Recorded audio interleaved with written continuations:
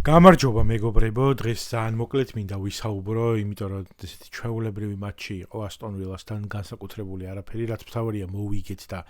ეს ძალიან ჭირდებოდა გუნდსაც და თავისთავად გულშემატკივარს იმისთვის, რომ ცოტა თავდაჯერებულობა შემოგბატებოდა და რაღაცა ოპტიმიზმი კიდევ უფრო მეტად გაღვივებულიყო, მიუხედავად იმისა, რომ პირადად მე ზოგადად ოპტიმისტურად ვარ, მაინც განწყობილი და დღეს მაინც მინდა უფრო განწყობებზე ვისაუბრო. რა თქმა უნდა, ხა მოკლედ გეტყვით ჩემს აზრს შაბათის თამაშზე. არაფერი განსაკუთრებული იქ არ იყო. წინა თამაშებთან შედარებით გუნდს ცოტა მეტად ეტყობოდა გამოფხიზლება და ოპტიმალური შემადგენლობით თამაშობდა გუნდი, რა თქმა უნდა, თუ არ ჩავთვლით ახლა ალისონს, ფრიმპონგს და ისაკს, მაგრამ შემცვლელებად ვინც არიან და იქ ზოგადად ახლა ეკეტიკე მაგალითად პირიქით შეგვიძლია ჩავთვალოთ, რომ იმავე დონეზე არის, თქვათ, შემადგენლობის დასახელებაში და სტარტის სასტარტო შემადგენლობაში, როგორც ისაკი და ბრედლიც მშვენივრად ართმევს თავს დაკისრებულ მოვალეობას, მამარდაც შესანიშნავად ართმევს თავს ალისონის შემცველობას და ზუსტად ამაზე, როდესაც მე წინა ვიდეოში, როდესაც მამარდას და ალისონის პარტნიორობაზე ვისაუბრე, ჯერზი დუდეკის ინტერვიუზე დაფუძნებით, ზუსტად ამას ვამბობდი, რომ ლივერპული არის გუნდი, სადაც მეორე ნომერი, მიუხედავად იმისა, რომ შენ მეორე ნომერი ხარ და შემცვლელი ხარ, მეკარის ეს არ ნიშნავს იმას, რომ იმაზე დაბალი დონის უნდა იყო, იმიტომ რომ რაღაცა როდესაც ხდება, ის დონე, რომელიც აქვს გუნდს, არ უნდა იკარგებოდეს და ჯერჯერობით მამარდა ახერხებს, რომ ამ დონეზე რაღაცა შეცდომები იყო და იქ რაღაცა შენიშვნებიც ჰქონდა, მაგრამ მე ისეთ კატასტროფა არაფერი არ გაუკეთებია და რაღაცა პატარა ფეხით თამაშით ლაფსუსები ჰქონდა პატარ-პატარა გიორგის, მაგრამ ისეთი რომ მას დაბრალდის რაღაცა შედეგი და ან უშედეგიანობა გუნდის ესეთი რაღაცა თავისთავად ცხადი არ ყოფილა და პირიქით ჩვენ მაგალითად ასტონ ვილასთან მატჩიც ვნახეთ ის, რომ ერთ-ერთი რთული ბურთი მოიგერია, როდესაც კეშმა დაარტყა, აეჭრა ვანდაიქს ფეხზე და წავიდა კარში და გიორგის იქ აიღო ეს მნიშვნელოვანი არის, რომ ესეთი დონის, რა თქმა უნდა, რაღაც მომენტში სიმართლეს გეტყვით, რომ თლად ისეთი ძალიან მაგარი მომენტი არ ყოფილა და კიდევ ერთხელ მინდა ვთქვა, რომ როდესაც ასეთი დონის გუნდში თამაშობ, მოლოდინი შენგან არის, რომ ესეთი ბურთები არანაირად არ გაგივა, იმიტომ რომ ზუსტად ყოველი წამი უნდა იყოს კონცენტრირება და იქ ყოველთვის არის რაღაცა რისკი, რომ ვიღაცა ჩააწვდის ან რაღაცა აჭრა მოხდება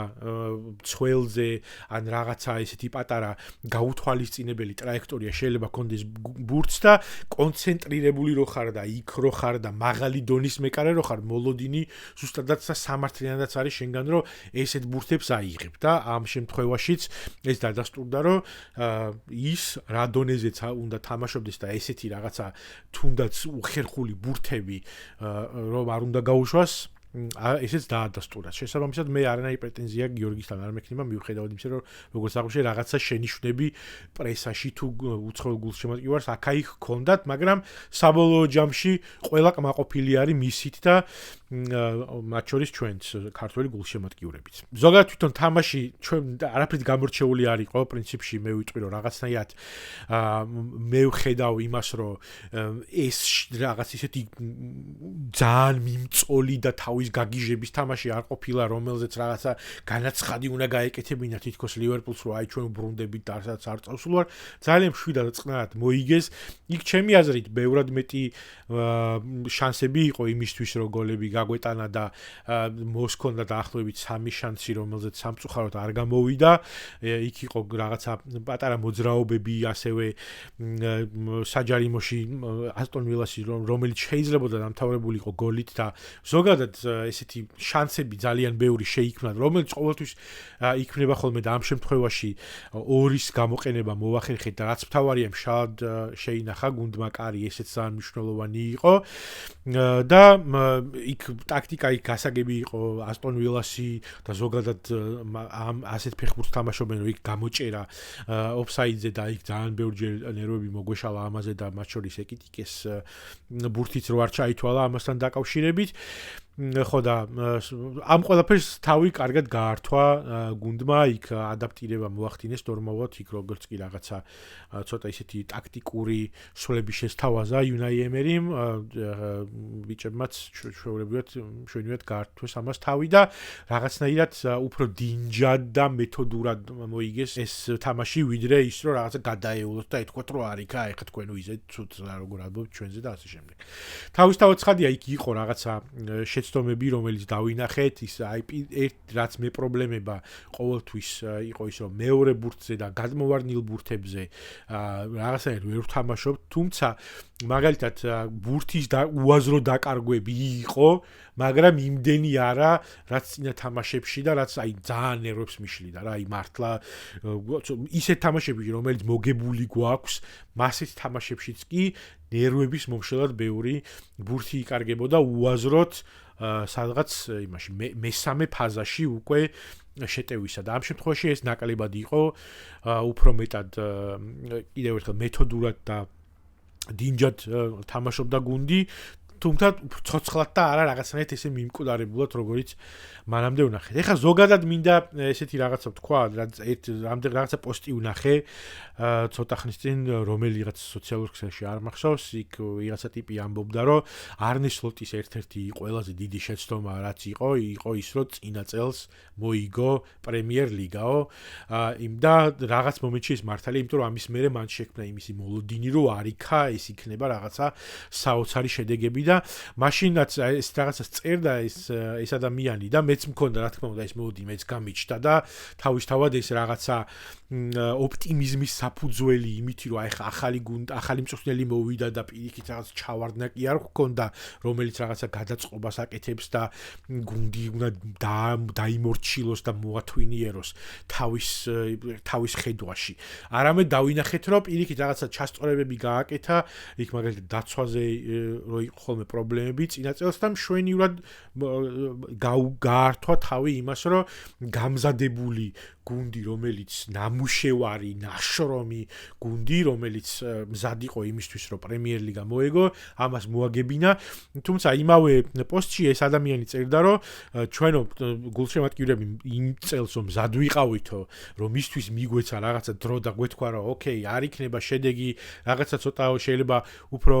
ქვედა პოზიციაზე დავამთავროთ სეზონი, მაგრამ ახალ მწვრთნელს მიუცეთ საშუალება იმისი, რომ გუნდში მოვიდეს და რაღაცა გააკეთოსო და ამ დროს ამ ტიპმა აიღო და მოიგო პრემიერ ლიგა და თავისთავად შექმნა ეს რაღაცა მოლოდინები და ეხა უკვე როდესაც ის ცდილობს რომ ახალი გუნდით დაიმატა ხალხი რაღაცა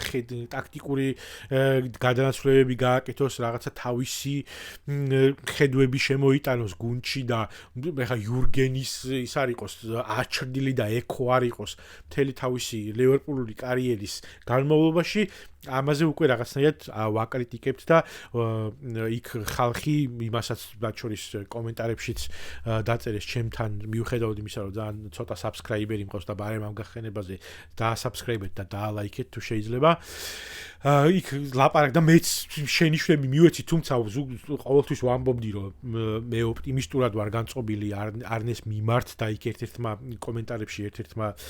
ჩვენმა თანაგულ შემოწმებამ მკითხა, რომ როცა ამბობ, რომ ჭკვიანი მწვრთნელი არისო, რას ნიშნავსო ესო, არ ვიციო, მე არ ვარ ოპტიმისტურად განწყობილიო და ჭკვიანი მწვრთნელი ნიშნავს იმას, რომ ეს ამ ადამიანს აქვს ხედვა, ამ ადამიანს აქვს უნარი იმისა, რომ ადაპტირდეს და რაღაცა არ იყოს ერთ იმაზე კონცენტრირებული და ჯიუტად აწყვებოდეს თავისას, ამაზე ფეხბურთელებმაც თქვეს,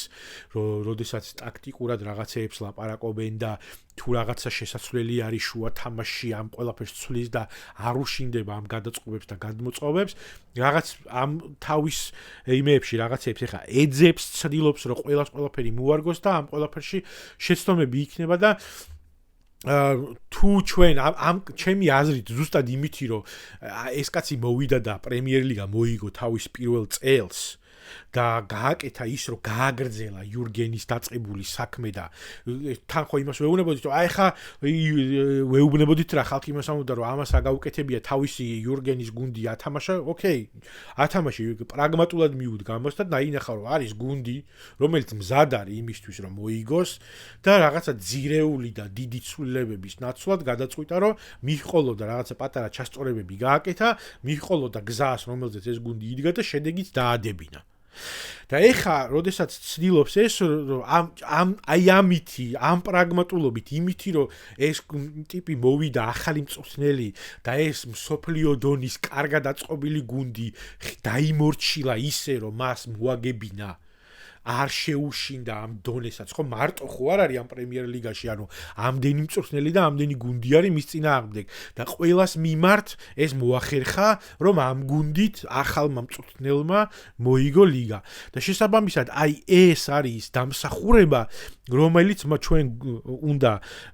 ჩავუწყოთ ამ ადამიანს და შესაბამისად აი ამ დამსახურების ფასად ვაცადოთ ის რომ ამ ადამიანმა თავისი გასაკეთებელი გააკეთოს და უფრო გრძელვადიან პერსპექტივაზე იფიქროს ის რომ მისი პროექტი რომელიც შენდება ლივერპულით ხო ეს ახალგაზრდა ფეხბურთელები დავიმატეთ უამრავი აი ამ ეს პროექტი ააწყოს ისე რომ განგრძობითი იყოს მომდევნო 10 წლის განმავლობაში მე მაგალითად მამარდას გადმოსვლაზე როდესაც ვისაუბრე და იმაზე რომ მამარდას შანსი აუცილებლად მიეცემა ლივერპულში თამაშისა იმას ვამბობდი რომ ეს მთელი დეკადის მომავალი მთელი 10 წლის განმავლობაში გათვლილი სპორტული სტრატეგია უნდა იყოს და ის დამსახურება რომელიც ამ კაცს აქვს იმითი რომ მოიგო ლიგა იქნება ამის ხარჯზე ვაცადოთ ეხლა რაღაცა რუბენ ამორიმს თუ ვაცადეს ბიჭო ამდენი ხანი რა თავისი რაღაცა დებილური ტაქტიკის თავის ჭკუაზე მოეწყო გუნდი რამენაირად არნეს აქვს იმისი დამსახურება რომ ვაცადოთ აი ამის თქმა მინდოდა რა დიდი მადლობა რომ იყურებთ და თუ შეიძლება დაალაიქეთ და subscribe-ეთ და დამაშიარეთ. მადლობა.